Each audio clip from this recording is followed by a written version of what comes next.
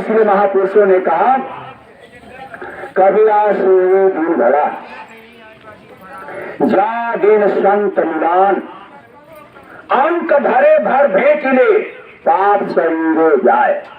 पाप कहते हैं जहर को। ये प्रेमियों कैसी ऊर्जा है पाप, जो आपके किए हुए कर्म के अनुसार यह इंसान को घेरे में घेरने का काम करती है। एक इंसान जो है प्रेमियों, यह जन्म लेते हुए लड़कपन जवानी को बिताते हुए अंत में बुढ़ौती अवस्था पार करके और कब धक्का लगता है, यह जीवन से जो है प्रेमियों विदा हो जाता है। लेकिन इस अबूझ पहेली को, यह जीवन के दर्शन को यह नहीं समझ पाता। यह जीवन का दर्शन एक अजीब तरह का संकेत जीवन में देता है। इसीलिए बार बार कथा में बताया गया कि बड़े बड़े महात्मा, बड़े बड़े सन्यासी, विश्वामित्र का नाम जानते होंगे आप। ए भैया, विश्वामित्र का नाम सुने होंगे।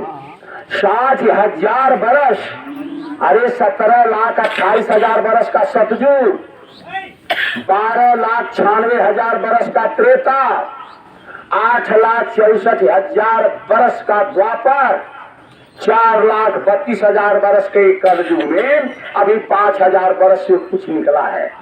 इसी में हमारे गुरु महाराज ने कहा विश्वामित्र जैसे ज्ञानी, लेकिन ईर्षा के कारण, ईर्षा भी उनको थी। क्यों कि वशिष्ठ ने एक बार इशारा कर दिया था, राजा हरिश्चंद्र का गुणगान गा दिया था, विश्वामित्र को जहर हो गया। ये संसार जहर की खान है प्रेमियों, इसी को राग द्वेष कहते हैं। ये राग द्वेष के फेरे में पड़ करके इंसान संसार रूपी आग में भस्म होते जा रहा है। ये आत्मज्ञान के सांस को नहीं समझ पा रहा। 60,000 बरस की तपस्या विश्वामित्र ने मेनका नामक एक अप्सरा को देख करके अपनी सारी साधना ही चौपट कर दिए। आप जानते होंगे पराशर मुनि, ये सारे ऋषि मुनियों की कथा आती है। पराशर मुनि प्रेमियों बीच धारा में सप्तती नामक एक बच्ची के साथ वह नाव पर ही उनका चिंतन बदल गया और इसके कारण अपने जीवन की साधना को ही चौपट कर दिए। यह मन एक ऐसा उत्पाती शक्ति आपके अंदर है। अभी आप बैठे हुए हैं, हमारे यहाँ एक प्रेमी की बात बोल रहे हैं। एक प्रेमी आगे बैठ गया और दौड़ दौड़ करके जाता था। 3-4 बार जब हो गया तब उससे हम कहे ए भाई तुम बैठो चुपचाप, सुनना है तो सुनो, नहीं बाहर निकल जाओ, तुम बार बार कहा जाते हो। तो क्या कहा, प्रेमी की बात है, कहा भंडारा तैयार हो गया, कब तक बोलते रहिएगा। प्रेमियों यह मन स्थिर नहीं रहने देता। यह मन भक्ति करने में भी रो रहा है और जीवात्मा के गुण रहस्य को समझने में भी बाधा डालता है। इसलिए हमारे गुरु महाराज कहते थे कि जिन्होंने मार मन डाला उन्हीं को सूरमा कहना, गुरु का ध्यान धर प्यारे बिना इसके नहीं बचना। ये शरीर का ये सिस्टम, इधर देखिए रामदेव भैया, ये शरीर का क्या सिस्टम है। आपका शरीर ये जो चल रही है, जो बैठी है, जो हंसती है, जो रोती है, जो तरह तरह का क्रियाकलाप करती है, उस मालिक ने कैसे समझा बना करके इसको रखा है और कैसे कैसे इस शरीर के सिस्टम को गति दे रहा है। इस शरीर में 6 चक्र है। कितने चक्र हैं? 6 चक्र है। सबसे पहला चक्र जो है उसको हम क्या कहते हैं? गुदा चक्र। गुदा चक्र कहते हैं प्रेमियों मल के स्थान को, पैखाना के स्थान को महापुरुषों ने गुदा चक्र कहा। दूसरा पेशाब की जगह को इंद्री चक्र कहा। जहां भोजन की पचैया हो रही है इसको कहा नाभि चक्र। आए तीनों को मिला करके महापुरुषों ने, मुसलमान फकीरों ने नासूत चक्र कहा। नासूत चक्र, मौलवी मौलाना से पूछिए कि नासूत चक्र क्या होता है तो हो सकता है उत्तर न दे पाए। अभी देश के अंदर की बात इसीलिए बराबर कही जा रही है। ये फकीरी दस्तावेज की कथा प्रेमियों, ये समझना सबके बस की बात नहीं है। ये सारे चक्र जो है प्रेमियों टूटते भी हैं। अभी आराम से आप बैठे हुए हैं, इसके ऊपर हृदय चक्र है, इसके ऊपर कंठ चक्र है, इसके ऊपर आज्ञा चक्र है। ये आज्ञा चक्र के यहाँ पर आग है, आपको पता नहीं है। यहाँ आग का शोला है। कौन सा शोला है आपका? यहाँ पर मन, बुद्धि, चित्त और अहंकार, ये 4 चीजें यही इंसान को परेशान करती है। क्या परेशान करती है? हम बहुत बड़ा सुंदर, हम बहुत बड़ा पहलवान, हम बहुत बड़ा धनवान, हम बहुत बड़ा विद्वान। ये प्रेमियों, ये सांसारिक हरकत आत्मयोग के साइंस के बगल में जाना नहीं देती। जब रावण पापी बन गया प्रेमियों, सारी विद्वता उसकी धो दी गई प्रेमियों, तो उसकी पत्नी मंदोदरी ही समझाती थी, उसकी पत्नी भी हार गई। पाप जब चढ़ जाता है प्रेमियों, वह किसी की बात को नहीं सुनता है। तब अंगद गए समझाने के लिए। महापुरुष इसीलिए समझाने के लिए मार खाए, महापुरुष समझाने के लिए चमड़ी खींची गई, महापुरुष को समझौता के कारण गला काटा गया, महापुरुषों को समझौता के कारण शरीर की चमड़ी खींची गई। आप सुकरात जी का भी नाम सुनते होंगे। सुकरात जी एक ऐसे महात्मा थे कि वह प्रकृति के कुदरत के विधान को जानते थे, और उनकी पत्नी एक नंबर चंडाली। जब वह बैठ करके आत्मयोग के विज्ञान को रिसर्च करते थे तो उनकी पत्नी गाली देती थी, गाली देती थी। गाली देते देते एक दिन उनके इतिहास के पन्नों में आया है कि सवेरे के समय में यह बैठ करके कुदरत के विधान को, ये धरती कौन बनाया, आकाश कौन बनाया, कैसे चलती है, कैसे करती है, कैसे हवा चलती है, सारे गति का प्रेमियों रिसर्च कर रहे थे। और उनकी पत्नी गाली देना शुरू की। ऐसी पागल थी, गाली देती, और मुस्कुराते थे और केवल बस अपना चिंतन में लगे रहते थे। उतना कहाँ बर्दाश्त होगा हम लोगों से, हम लोग तो माथा फोड़ देंगे, फरवा ही देंगे, दोनों काम करेंगे। लेकिन प्रेमियों, करते करते जब 4-5 घंटा हो गया, यह ध्यान में बैठे हुए, अब पत्नी गाली भी दे रही उनकी घरवाली, और गाली देते देते जब ये नहीं कुछ बोले तो कूड़ा कचरा पानी उठाई बाल्टी में और ले जाके उनके ऊपर गिरा दी। एक आदमी देख रहा था कि दरअसल में महात्मा है। इतना दुर्गत करने के बाद भी ये कुछ नहीं बोले, और पत्नी को हंस करके क्या कहे, हे देवी, तुम सवेरे से गरज रही थी, हम ये सोच रहे थे तुम वर्षा भी करोगी, आखिर में तुम वर्षा कर ही थी। अब इतना कौन कहेगा बताइए। तो वह आदमी जो देख रहा था वह पहुंच गया सुकरात जी के पास, कहा, हे महाराज, इतना बर्दाश्त करने की क्षमता कैसे, हम तो चमड़ी खींच लेते। अब आप बताओ कि इंसान को शादी करनी चाहिए कि नहीं। अब महात्मा हो, बताओ शादी करनी चाहिए कि नहीं। उन्होंने कहा इंसान को शादी करनी चाहिए। अगर पत्नी अच्छी मिल गई, पवित्र मिल गई, अच्छे विचार वाली मिल गई, अच्छे पुत्र होंगे तो परिवार सच धज जाएगा, वह समाज को रास्ता देगा, देश सुधरेगा, सारी व्यवस्था सुधर जाएगी। और अगर शैतान मिल गई तो उसको भगवत भक्ति भी हो जाएगी, क्योंकि मोह ममता उधर से टूट जाएगी। तो प्रेमियों, इसीलिए अंगद जब पहुंच गए तो पहुंचने के बाद उन्होंने इशारा किया रावण को, कहा, देखो ये घटिया कर्म है तुम्हारा, दूसरे के घर वाली को ला करके तुम बैठा दिए हो, ये नाश हो जाएगा तुम्हारा कुल खानदान। हे रावण, तुम मेरी बात को मान। लेकिन बार बार कहने के बाद रावण क्या कहता था, ये बंदर, बहुत से लोग हम लोगों को भी बंदर कहते हैं कि घर में इन सबों को काम दाम नहीं है, ये खाने के लिए घूमते रहता है। सब लोग बोलता सुनते हैं हम लोग भी, कोई काम धाम नहीं है। ये मन जो है प्रेमियों, मन क्रोधी, मन लालची, मन चंचल, मन चोर, मन के मते न चली, पलक पलक मन ठौर, यह मन जो है हर हमेशा जो तंग करता है। जब बार बार समझाने के बाद जो है प्रेमियों, जब वह नहीं समझी, तब कहना, हे रावण, अरे तेरा नाश होने वाला है, मैं देख रहा हूं, मैं जान रहा हूं।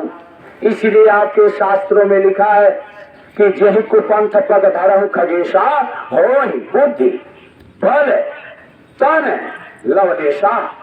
तब जो है जब नहीं माना तब अंगद ने कह दिया, क्या कहा, चढ़ो पालना पल का चढ़ी पाला की हो चढ़ी मोह चढ़ो रे, चौका चढ़ो चित्र सारी चढ़ो गज बाजी चढ़ो गर गर्व चढ़ो रे, ब्योम विमान चढ़ो फिरो कहीं चाव शोक बहु न मढ़ो रे, अचेत तनाही रहो चरी चित्त सुचाहत मूढ़ चिताऊ चढ़ो रे। हे रावण, जब तुम माँ के गर्भ में था और जब बाहर आया तो माँ के पेट पर चढ़ गया तुम। माँ तुमको खिलाने के लिए पलंगा बना दिया, पलंगा के ऊपर तुम चढ़ा। जब तुम अपने ससुराल गया तो वहां पर बेदी बनाई गई थी, तुम्हारा पूजन हुआ, बेदी के ऊपर भी चढ़ा। ससुराल तुम गया तो पालकी पर चढ़ करके तुम गया। तुम जीवन में हाथी पर चढ़ा, घोड़े पर चढ़ा, यहाँ तक कि पुष्पक विमान पर भी चढ़ा। काम, क्रोध, लोभ, मोह सारी चीजों पर तुम चढ़ते गया। अब तुमको जीवन में केवल एक चिता पर चढ़ना अफसोस रह गया है, क्योंकि जीवन चढ़ते चढ़ते तुम्हारा बीत गया। लेकिन हे रावण, और सुन ले, अरे हाथी न साथी न घोड़े न चेरे, न गाँव न ठाऊ कुठाऊ बिलई है, माता पिता न ही पुत्र न मित्र, न बीत न प्रिय कहूँ संग जइए, सब राम के काम विसारत और निकाम रे कामो नहीं है, चेतु रे चेतु अजु चित अंतर, अंत का लोक के लोरी जइए। आंतरिक लोक में पर्दा के आड़ में वह जो है तुमको दुर्गति होगी, अकेले तुमको भोगना पड़ेगा। आप देखे होंगे बकरा को, आप देखे होंगे गाय को, जब कसाई रस्सी में पकड़ करके जाता है, आप देखे होंगे वह पीछे खींचता है, वह आगे नहीं बढ़ना चाहती है, पीछे खींचती है। पीछे खींचने के बाद उसके ऊपर मार पड़ती है, और मार पड़ने के बाद वह इधर से उधर इशारा करती है। उसको उस समय अनुभूति हो जाती है कि हमको जो है अब अंतिम मुकाम पर चढ़ना है, बलि की घेरे में पड़ना है। उसका संस्कार वहीं पर प्रेमियों डूब जाता है। इसलिए महापुरुषों ने इशारा किया, हमारे गुरु महाराज जो है क्या कि कहे कि कर्म जो जो करेगा तू उसी को भोगना भरना, गुरु का ध्यान धर प्यारे, बिना इसके नहीं बचना। यह गुरु का ऐसा तरीका प्रेमियों, यह ज्ञान का रास्ता और भेद प्रेमियों, इसके जानने के लिए इस संसार को महापुरुषों ने कुछ नहीं समझा। इस संसार के नक्शा को बताते हुए महापुरुषों ने कहा कि मृगवार सम जग है प्रपंचन, प्रपंच, ये प्रपंच से बचने के लिए यह रास्ता बताया जा रहा है। ये प्रपंच के घेरे से प्रेमियों छुटकारा पाने के लिए ये फकीरी स्कूलों में प्रेमियों इसी तरह के आत्मज्ञान के विज्ञान को पढ़ाया जाता है, जिसको अगर पढ़ लिए यह जीवन धन्य हो गया। अगर इसको पढ़ लिए प्रेमियों, इसीलिए गुरु की महिमा, गुरु की बखान, इनके पक्षों की बखान, महापुरुष का जो है चरण जहाँ पर पड़ जाता है, बिजली की लाइन है प्रेमियों, और जमीन के अंदर लगा दीजिए। जमीन के अंदर करंट को क्या करिए, करंट छोड़ दीजिए, वह जमीन को दलदला देगा, जगह जगह करंट मार देगा। महापुरुषों ने कहा तेरे शरीर में भी ये करंट है, यह पावर तुम्हारे शरीर में, इसी करंट के द्वारा ये शरीर तुम्हारी नाच रही है, लेकिन यह पावर को हम लोग कंट्रोल में रख लिए हैं, यह पावर का एहसास नहीं हो रहा है। महापुरुषों ने इसीलिए कहा तेरे जबान में पावर, तेरे नजर में पावर, तेरे हर जगह पावर, ये सब पावर का सिस्टम है। कब तक लोग आएगा, कब तक न उठाता है, छोड़िए। तो ये सब सारी बातें हैं। अंत में हम प्रार्थना करते हुए अपनी वाहनों से, खास करके नगर निवासी सभी उपस्थित प्रेमी भाई बहनों से गुजारिश करते हैं कि आप लोग किसी प्रकार का अभक्ष्य पदार्थ इस तरह का कोई मत खाइएगा प्रेमियों। ये शास्त्र पुराण गवाही देते हैं, ये लोग भी चौपट पर, लोग भी चौपट, इससे बचने के लिए ये मनुष्य शरीर जो मिली है, यह मालिक के चरणों में प्रेमियों आत्मज्ञान के विज्ञान को समझ करके और जीवन धन्य हो जाए, इसी आशा विश्वास में हमारा चिंतन लगा रहे। इसके लिए हमारे हुजूर साहब ने गांव गांव में संदेश दे करके और ये प्रचार प्रसार करने के लिए आप लोगों के बीच में हम लोगों को भेजे भी और इसीलिए आए भी। तो यह ज्ञान का रास्ता जब लोग जानेंगे, समझेंगे प्रेमियों, तो धीरे धीरे ये झुकाव होगा और यह जीवन धन्य होगा।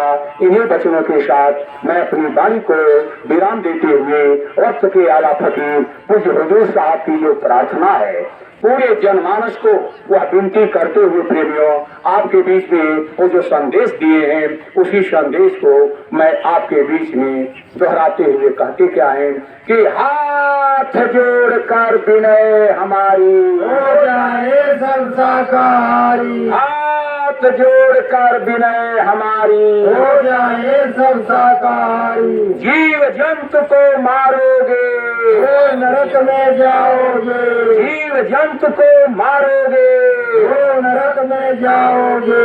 दिया फकीरों ने शंके, कब्रिस्तान नहीं है पेट, दिया फकीरों ने शंके, कब्रिस्तान नहीं है पेट। बाबा जी की अर्जी है, आगे आपकी मर्जी है, बाबा जी की अर्जी है, आगे आपकी मर्जी है। इसी शब्दों के साथ मैं अपनी वाणी को विराम देता हूँ और अब यह प्रेमियों आरती होगी। जय गुरुदेव।